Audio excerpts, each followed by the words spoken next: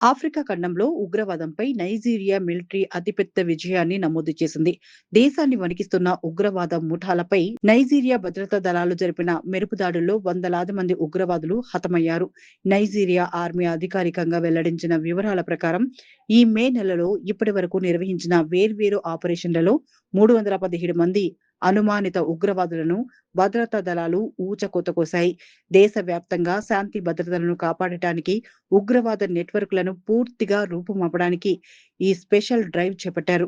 గడిచిన కొన్నేళ్లుగా నైజీరియాలో బోకో హరాం మరియు ఇతర ఉగ్రవాద సంస్థలు సామాన్య ప్రజలను కిడ్నాప్ చేస్తూ గ్రామాలపై దాడులు చేస్తూ భయాందోళనలు సృష్టిస్తున్నాయి. ఈ తరుణంలో మిలిటరీ సాధించిన ఈ విజయం ఆఫ్రికా రీజియన్లో కీలకమైన మలుపుగా మారింది. ఉగ్రవాదంపై నైజీరియా తీసుకున్న ఈ కఠిన నిర్ణయం సరైనదేనా? ప్రపంచవ్యాప్త డిఫెన్స్ అప్డేట్స్ కోసం ఇప్పుడే వీడియోని లైక్ చేసి మా ఛానల్‌ని సబ్స్క్రైబ్ చేసుకోండి.